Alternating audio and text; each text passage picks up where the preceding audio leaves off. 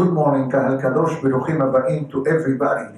Today, Wednesday, the 8th day of Adar 1, corresponding to the 9th of February 2022. Today's special breakfast and class graciously sponsored the Le'ilui Nishmat Mr. Sal Hedaya Ben Bahir Alav Shalom by his loving family. Iratzon that to the words of Torah and Berachot, his neshama will have an aliyah in Gan Eden. Amen. Today's class also dedicated by Shimon Buskila Le'ilui Nishmat, his beloved father, Yosef Ben Frecha Alav Shalom. And today's class also sponsored by Yaakov Kobi Komen for the Refuah Shelema of Dov Ben Tova among the Holim of Am Israel. And a special mention, today's class dedicated for the recent wedding of Kevin Elias and Lital Gersuni by the dear parents Mario and Marcela Gersuni. So Be'ezat Hashem will dedicate the class in honor, in memory, and for the Refuah Shelema. I believe that many members of the Kahal remember Mr. Sol Hedaya Alav Shalom, someone that I got to know through the years, and he had a peculiar skill that in the later stage of his life, he developed an affinity for woodworking, and he used to carve the Ten Commandments and pictures of Sadiqim, all made by hand. So I do remember him fondly, and Be'ezat Hashem Iratzon that his neshama have an aliyah in Gan Eden. Amen. Amen. Today's class also dedicated Le'ilui Nishmat Yaakov Ben Polin, Mr. Bobby Braka Alav Shalom, the brother of Ivor Braka, and with Be'ezat Hashem the Shiva will be finishing in a few days. Also, the Gemara of today discusses the sources of medical challenges that a person experiences throughout life. Shelomo Ben Tera, Refuah Shelema, correct? Shelomo Ben Tera Kabaso, may have a Refuah Shelema among of the Holim of Am Israel. In a few minutes, he's going to be going through a medical procedure, and Be'ezat Hashem should be successful. Amen. The Gemara writes, Amar Rabbi Hanina, Hakol Bidei Shamayim. Everything that happens to a person at all levels in life, but especially when it comes to some medical challenging situations, everything is from Shamayim, with one exception, Chutz Mitzinim Pahim, with the conception of the air that the person breathes in. Sometimes a person goes to a smoke inhalation, or sometimes you go to a construction site, or you go to a place that they are painting, or you go to a place that there is a very strong odor, and the person absorbs the chemicals, the person absorbs the dust, the person absorbs whatever is there to be absorbed, and that affects physically the body of the person. And how many times we go through that? Even let's say, Haz v'shalom, occasionally the food burns in the oven, in the kitchen, right? You come into the apartment, into your home, what do you see? Smoke. What do you do immediately? Open the windows. Why? Make sure that the smoke leaves, etc. And the Gemara actually brings a concept describing from a pasuk in Mishle, and it says, Tzinim pachim b'derech hakesh shomer nafsho ilhat mehem. In English it means, run away from any kind of matter that can enter the labyrinth of your face. What is the labyrinth of the person's face? The nose. Because it goes through the nose, and then you gotta go ear, nose, and throat. That's how it works. Remember, there was a time that they spelled, that the professionals or the CDC gave a pirush, right? Describing the difference of the viruses, and one of them was that it remains by the throat of the person, doesn't go lower than that. That means doesn't affect the breathing like the way it was the original culprit that visited us almost 2 years ago. So the Gemara now, since we're talking about physical well-being and medical conditions, the Gemara will also discuss different aspects of the human body and the benefits of breakfast. So it's good that we have today a DeLong special breakfast. Okay? Today is a very enjoyable breakfast. For me, is to look and not to touch, at least at this time. But definitely, the Gemara will discuss this in a few moments. How many times a person has the shalom, goes to the doctor, goes to the hospital, and they say it's a bacteria, it's viral, but they don't know, so what do you do? I don't know what to give you. I can give an antibiotic because antibiotic doesn't really work with the bacteria. I cannot give an antibacterial because maybe it's a virus. It's a different procedure. If it's a virus or it's a bacteria, I'm not a doctor, but through history and through life, I've heard many times these kind of words. So the Gemara, and it says an interesting concept. And it says, how, and I'm going to try to give you this Gemara in a very respectful way. Because the Gemara uses words in a clear way. But the Gemara says, in plain English, make sure that your ears are always clean and make sure that your nose is always clean. Sometimes people blow the nose, right? It's not the ki'at shofar when you blow the nose. Some people are mahmid. They take the tissue, you hear them blowing the nose, and they make a lot of noise, like Tehiyat HaMetim. So for the recheres, you should go to the side and do it. That means, the way the people blow, I don't want to do it because I'm not that type of person. But imagine a guy takes the picture, the napkin in the middle of the tefillah, in the middle of the class, and starts blowing the nose. They're making a lot of noise. Okay? So the Gemara says it's important to blow your nose, because if the nose is the passages of the nose are not clear from any mucus or whatever that's called, whatever it is in Spanish is called mucus. In English I think there is another word, but mucus, you understand what I'm trying to say. It says it doesn't filter the passages of the nose in a proper way. How about sneezing? Sneezing, you say L'chaim tovim, you use a napkin. Once you know that you're about to sneeze, you cover your mouth. Always. Okay? Right. And sometimes people, they sneeze with the mouth open, right? And then they shake people's hands. I know it's terrible. But believe me, Mehila, believe me, I've seen it. I've seen it. And that's what they tell you. You sneeze, you put your elbow right over your mouth, etc., or take a napkin, go wash your hands. I know that this is kindergarten teaching, but the Gemara devoted a couple of sentences saying, and it says, Rubam kasha. It says, if a person has an excess of wax in the ear and an excess of debris in the nose, it can be detrimental for the well-being of the body.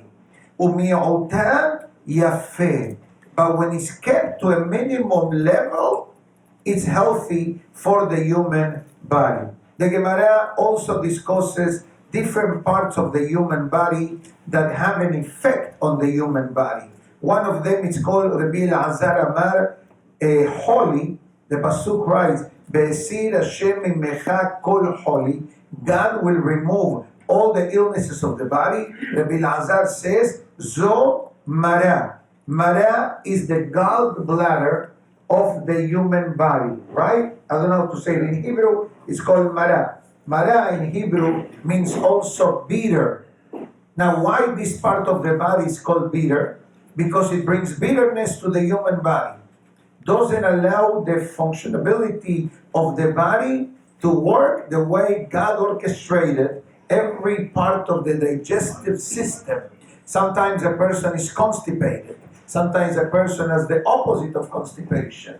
Either extreme is not good, right? So it says you need to make sure that the gallbladder, which is something very small in the inner organs of the digestive system, it looks like there are 5. I remember the Zohar Kadosh speaks about this, and it says there are 5.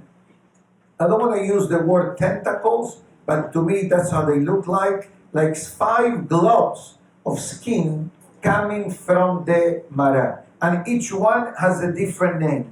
One of them is called Mara Shehora, yani the feeling of Tisha B'Av, the witcher of Tisha B'Av. That's why it's called the black bitterness, because it affects emotionally the body of the person. And why it's called Mahala? Mahala, the Pasuk says before, Kola Mahala, sickness. It says, Kola Mahala, Kol Gufo Shel Adam.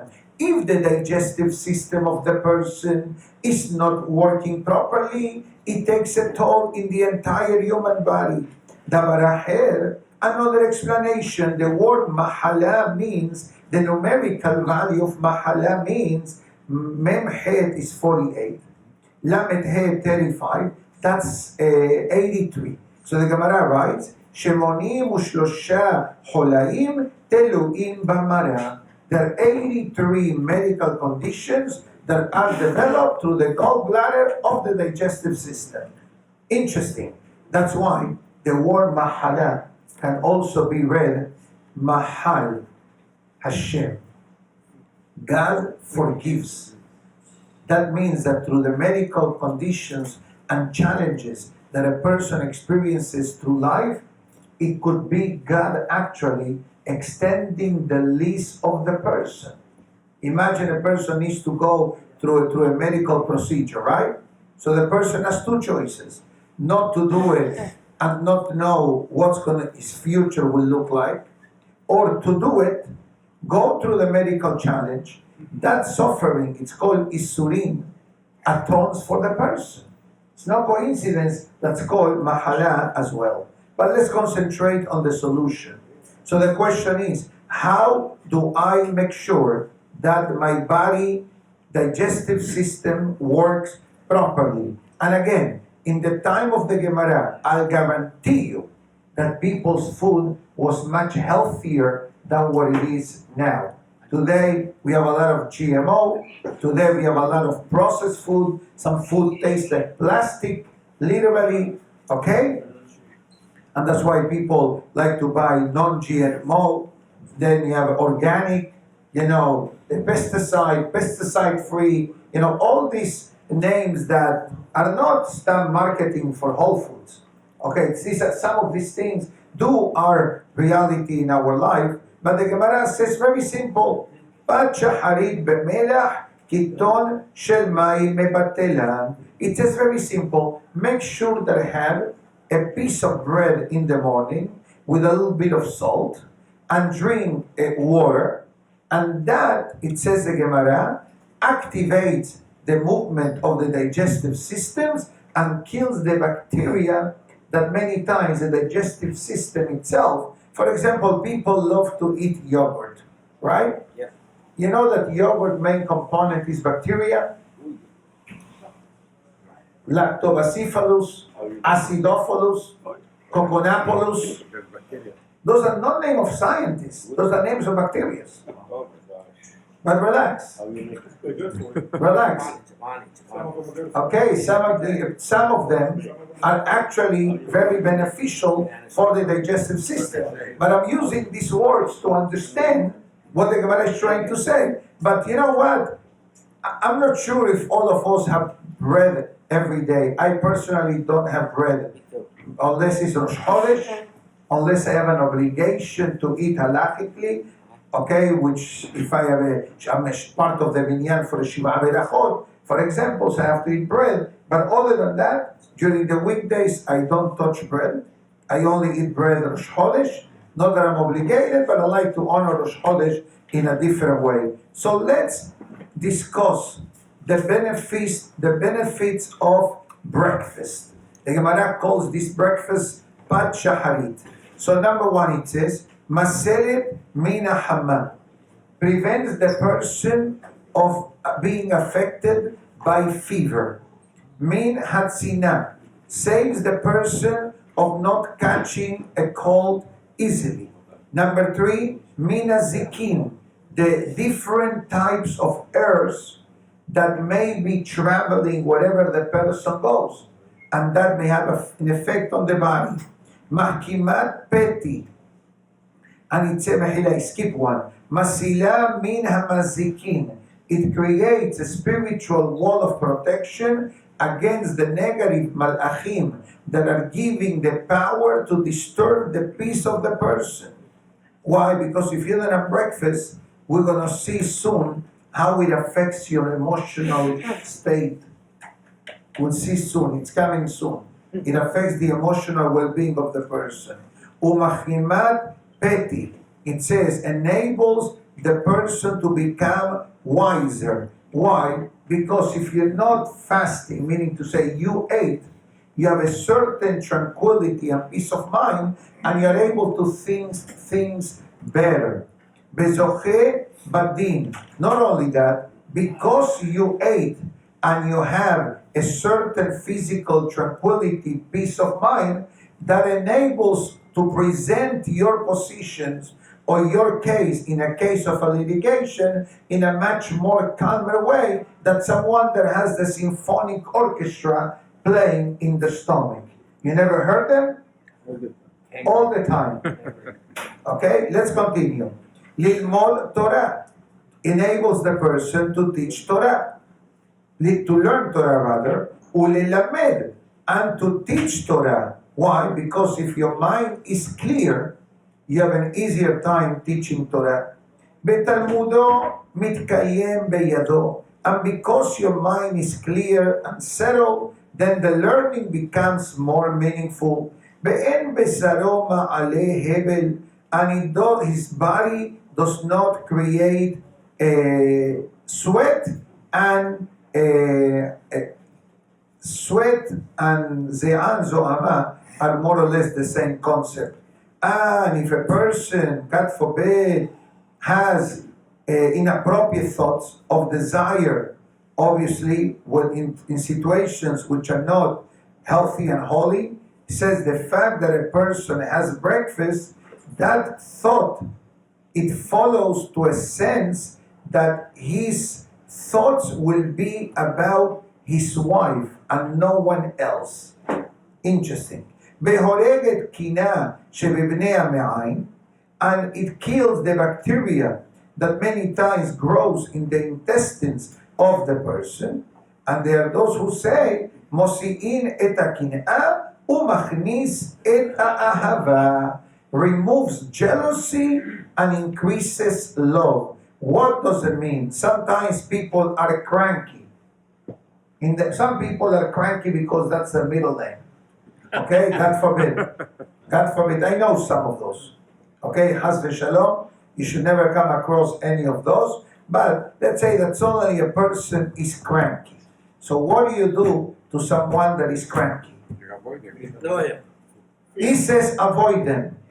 Okay, but not all the time is possible. Feed them. Feed them. Give them something to eat. Keep them quiet. Maybe the reason why that person is acting in this way is because the person did not eat since yesterday, right? Right? So it says, Mosif eta kin'ah, motzi rather, eta kin'ah, and that's what it says, she'en libo tov alav, behu note yichos. The Gemara explains, because if your stomach is empty, and you feel the need to eat, that makes you a bit nervous. And once you become nervous, your heart is not tranquilo, as we say. It's not calm. And if your heart is not calm, anger will become activated. Umachnis et ahava. But if you ate, now love enters your mind. What does it mean, love? Doesn't mean the love the way you understand. It means now suddenly you have you're in a better mode, okay? More calmado, more relaxed, etc. Amar le Rabba bar Mari Menachem milta de amre ishe.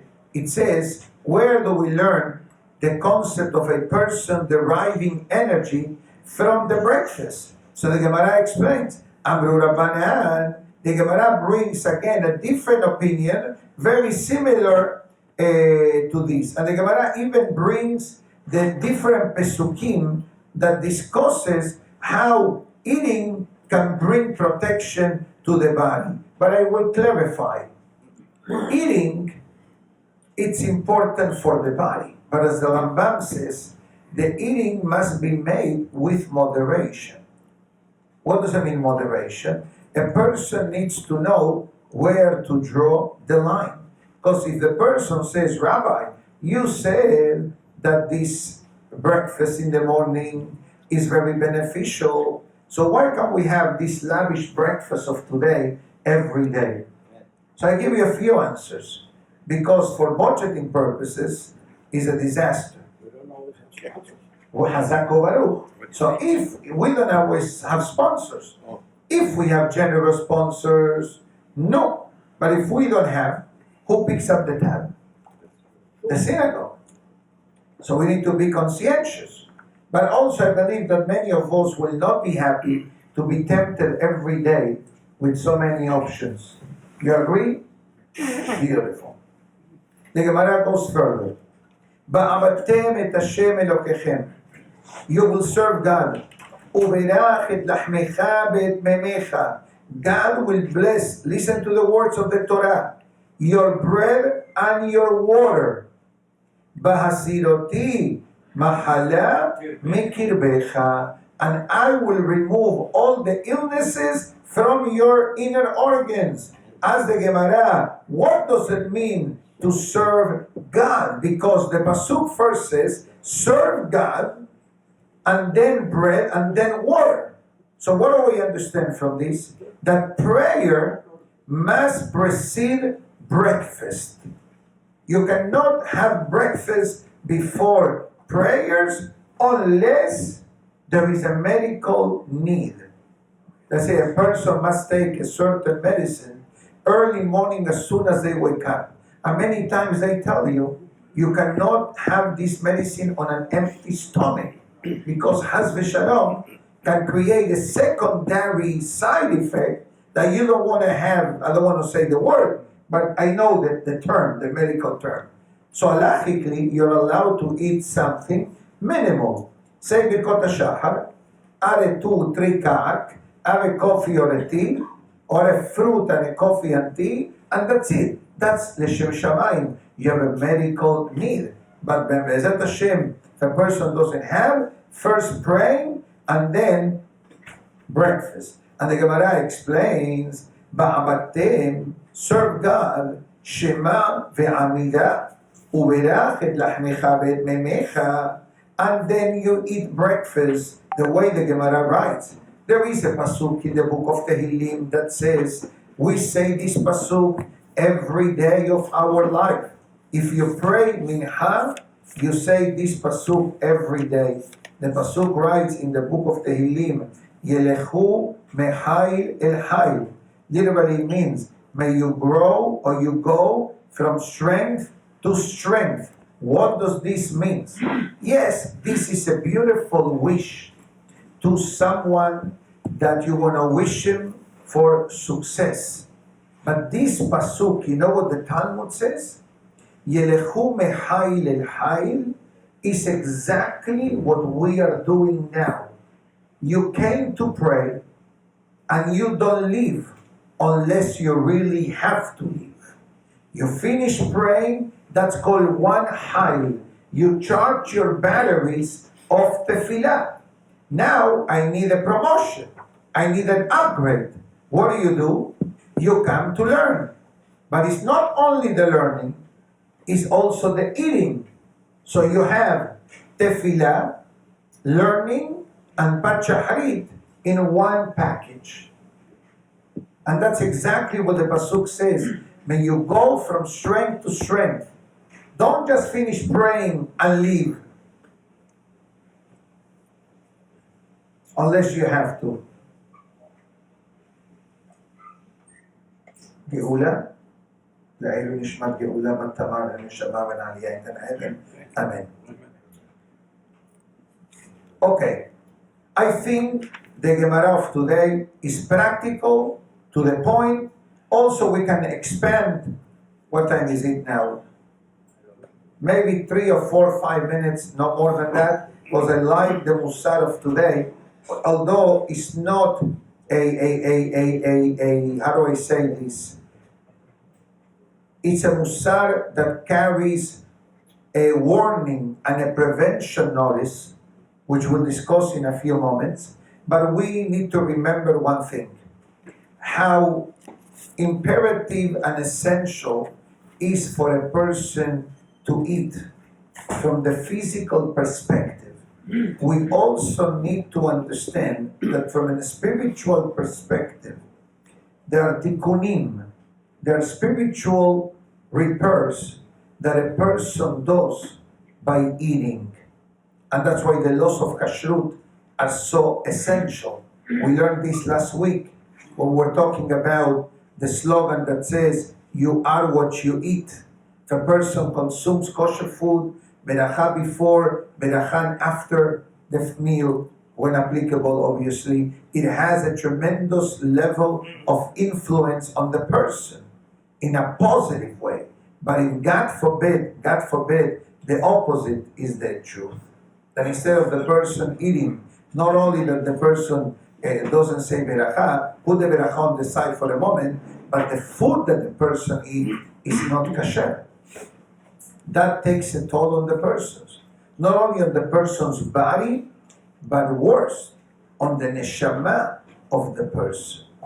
So, looking at the crowd and looking at the virtual audience of Torah, I don't believe that I really have to expend more time discussing the importance of eating kosher, and not only at home, because sometimes people say, my home is kosher. So what happened outside of your home? Outside of your home is taref, has v'shalom. That is not a positive or a good way of thinking. And it takes a toll in the neshama of the person, and it takes a toll on the education of the children as well. So I hope and pray that everybody from our community and congregation eat kasher inside of the house, outside of the house, and if for some reason you allow yourself to eat outside of the home, from now on, in the merit of today's class, remember that outside of the home, it's equally important as inside of the home. We're going to switch the topic now. We're going to talk about an unhappy topic, unpleasant topic, but it's a topic that we must speak about it because this is the menu of the day. Sadness and depression. Very powerful topic, although those two words carries a lot of negativity, God forbid, and I hope and pray that you never have to deal with this type of situations. But as a rabbi, I don't do only weddings and Sabbath and bar mitzvahs. Sometimes we got to deal with cases of mental health. So it says the Musar of today, Sha'arei Kedusha, Volume 2, Chapter 4. Depression affects the person in an adverse spiritual matter to serve God properly. And it achieves that a person will minimize the performing of the mitzvot, most likely will prevent the person of learn Torah, and probably the tefillah will not even be existing. But above anything else, it creates a negative aura in your mind, which is essential to connect with God. And a person needs to know that this kind of condition is a direct undercover agent of the Yetzer Hara that wants to destabilize the goodness and the potential that a person has.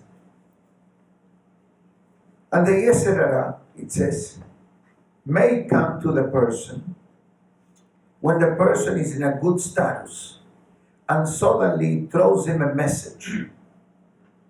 And that message is there to destabilize the spirit of the person. And it says the Musar of today that the Yetzer Hara many times comes to the person like a tzaddik by saying to this person, do you think that you're such a good Jew? Do you know that you need to do much more than what you already do? So somebody listening to this statement can take it either way. Can say, okay, I have a great potential. On the other hand, says, if I did so much and I'm being called an average, why do I do so much? Has v'shalom.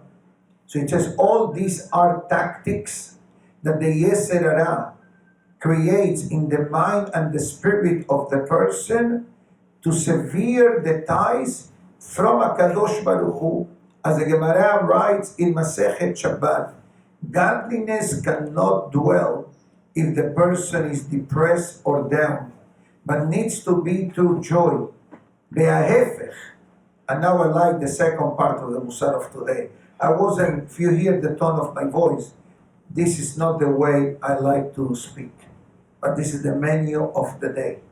You know, you travel JetBlue and you ask for blue chips, they don't have blue chips. You know, the attendant wants to give you blue chips, but they don't have. So that's what's happening. This is what you have today. Popcorners, chocolate chip cookies, peanuts. I don't know which one is kosher, which one is not. It's your responsibility to check the label when they give it to you. But I'm not too comfortable because this message is too dark.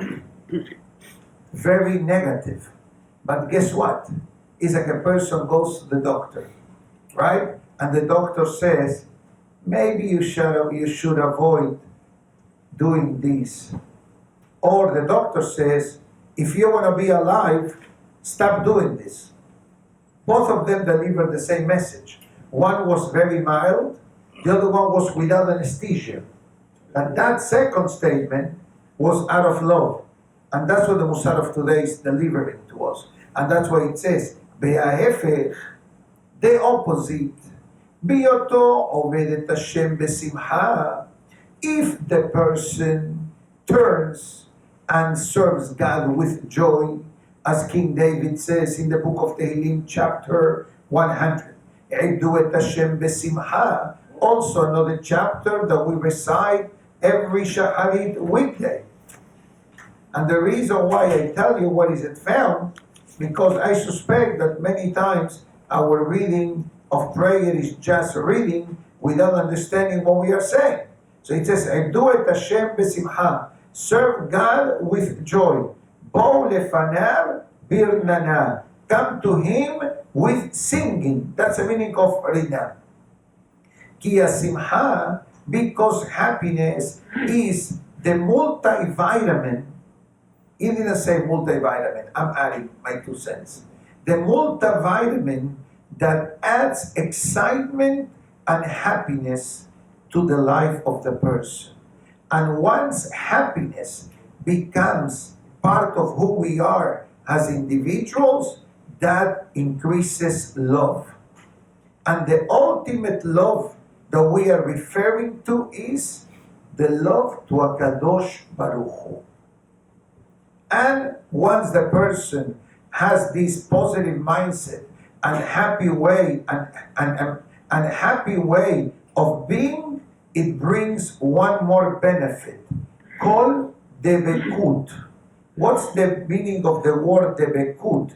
Devekut means bonding and attachment to HaKadosh Baruch Hu. How does a person get help when the person is depressed if Hashem is not with him?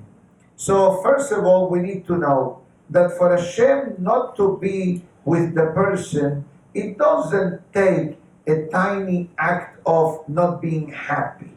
Number one.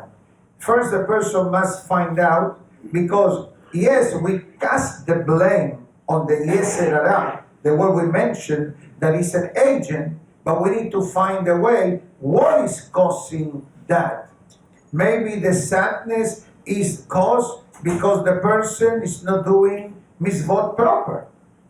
An example, or a person is not careful with the berit, or the person may have an issue with kashrut, or the person may have an issue with Shabbat, because the neshama gets a short circuit also. But the chemistry. The chemistry of the person also. Sometimes it could be chemical imbalance, sometimes it could be a bipolar personality, sometimes it could be a lot of factors. But here the Musar is looking at it from the spiritual concept. Of course, medically speaking, could be individuals that have this type of situation. I'm involved in a very, very, very serious medical case. In the sense of getting pregnant is dangerous.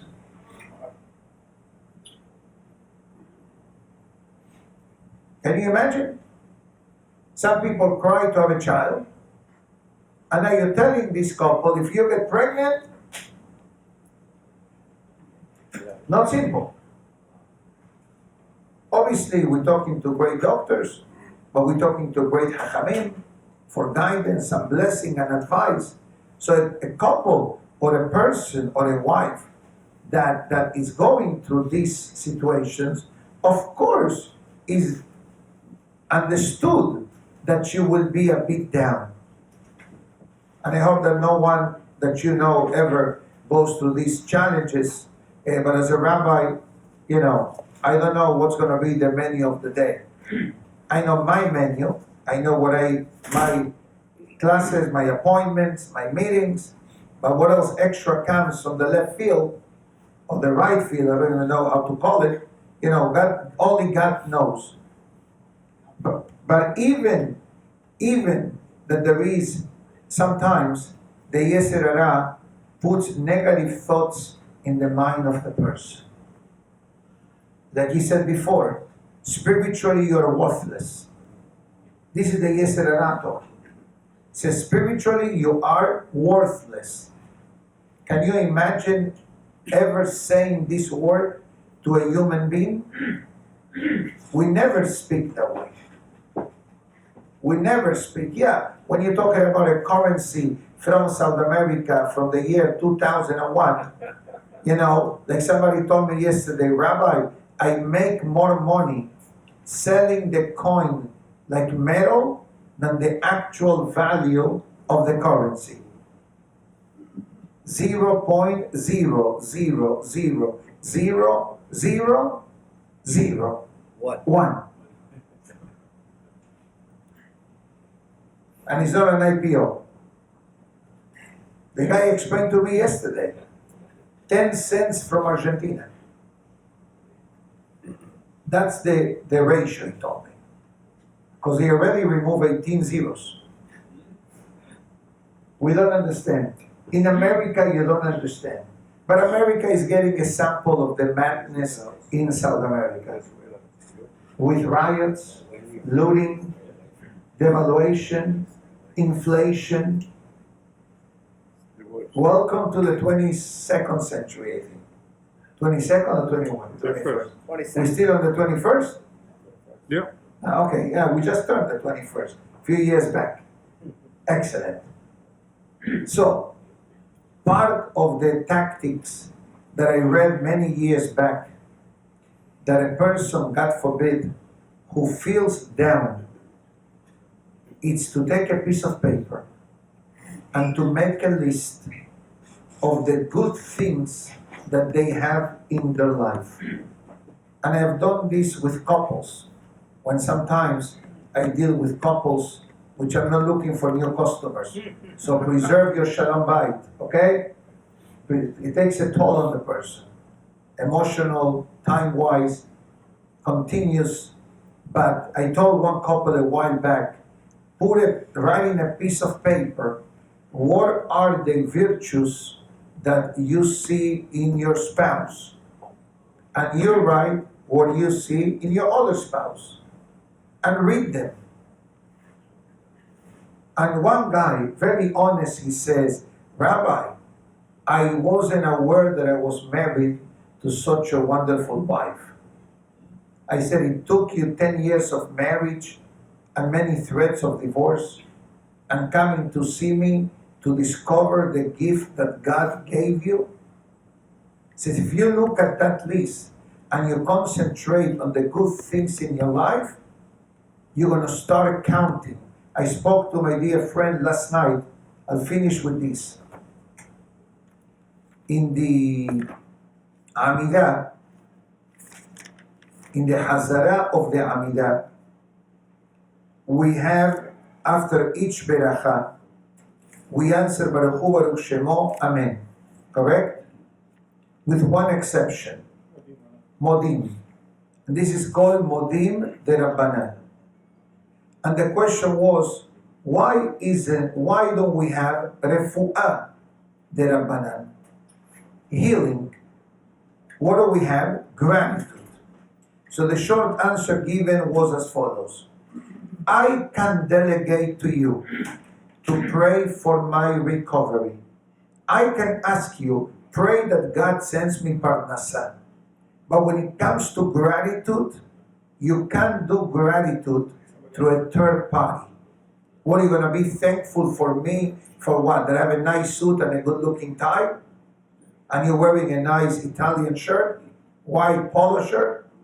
What kind of gratitude can you give to God if you have no benefit from it?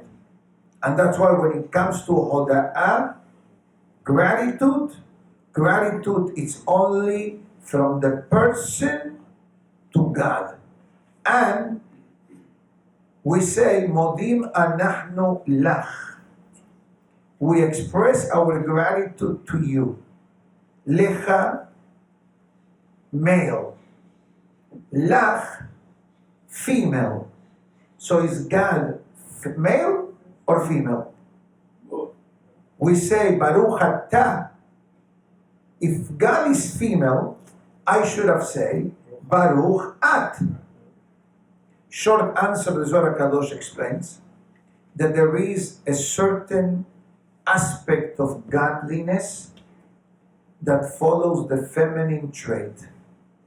And there is another trait of Hashem that follows the father figure, Avinu Malkenu. But in Kabbalistic terms, a man, it's called the giver, mashpia. The man is the giver. The wife is the mekabel, the recipient, the receiver. That's why pregnancy is the husband gives the zera, and the wife receives it, and whatever happens ends up in pregnancy. You understand? From Kabbalistic terms, the husband is the mashpia and the wife is mekabel. So at this moment that we are saying gratitude to Hashem, God is receiving our checklist of gratitude. At that moment, God is the female. You follow me? Yeah. The female essence of receiving. And that's why if a wife criticizes the husband, it's not that dangerous like the husband criticizes the wife. That's what's written in the holy books of Shalom Bayit. But I know that the ladies may be happy with what I just said.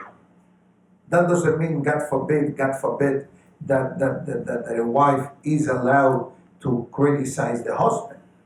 The opposite.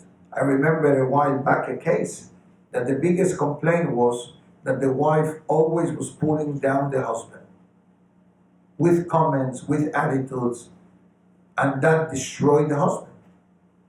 So criticism in a marriage is definitely not welcome, not allowed, and not encouraged.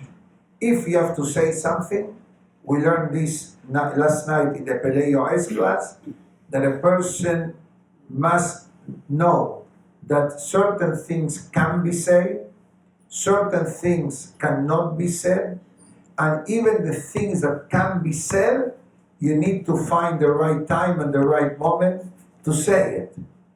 And the tone that we discussed yesterday, and the language and the vocabulary, and how that rebuke / criticism is being delivered.